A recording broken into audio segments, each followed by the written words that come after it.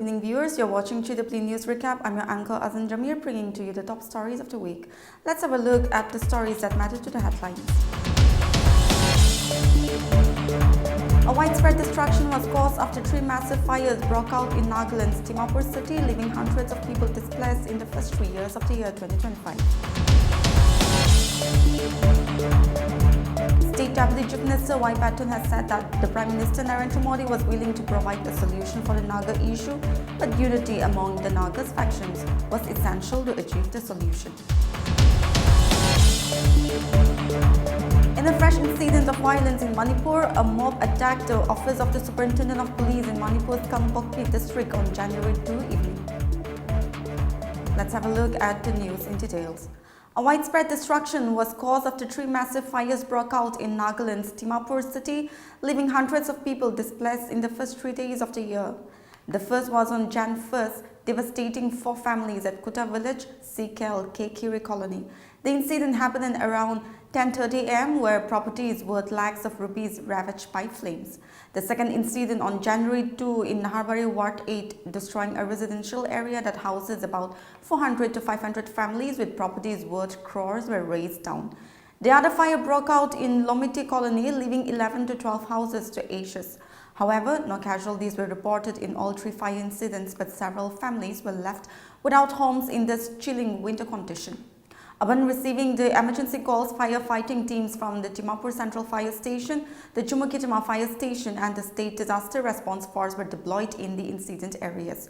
All the teams in joint efforts tossed off the fire incidents. Several organizations and individuals were seen giving relief and aid to fire victims.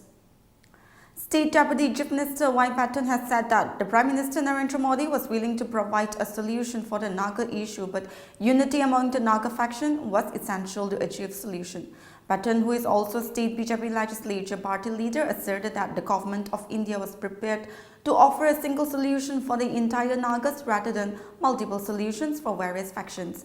Patton has urged all Naga political groups to unite and collaborate in order to achieve a permanent Naga political solution, provided they were sincerely committed to the welfare of the Naga people. Let's have a look at the statement of Patton.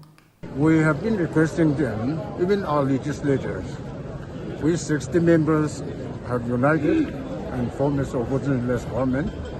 So with this 60 legislators, we're appealing to all the 26 factions to come together to have a permanent settlement for Naga political issues.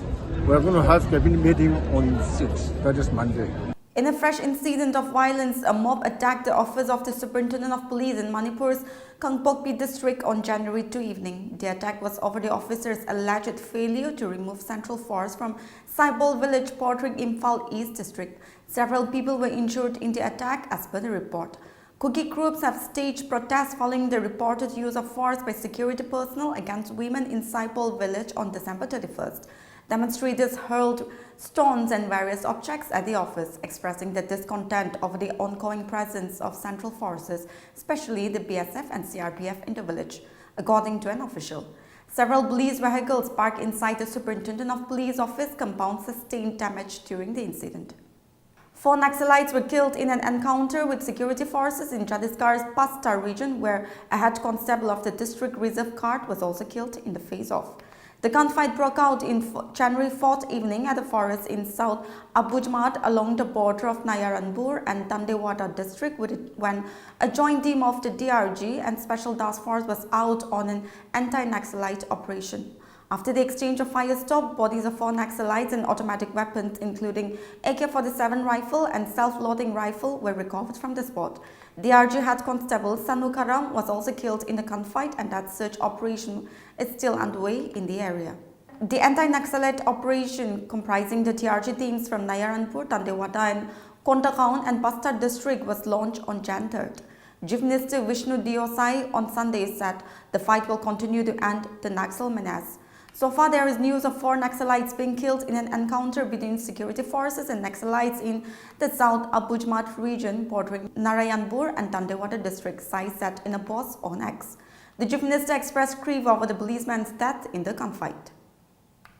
China is dealing with an outbreak of the human metapneumovirus 5 years after the COVID-19 pandemic.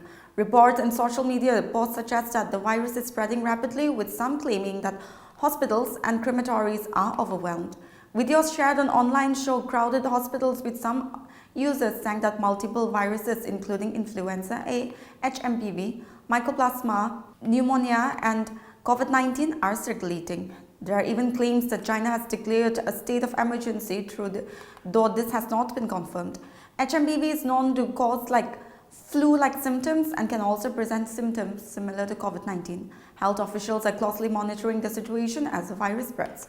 Reports said that China's Disease Control Authority said on Friday that it was piloting a monitoring system for pneumonia of unknown origin, with cases of some respiratory diseases expected to rise through the winter.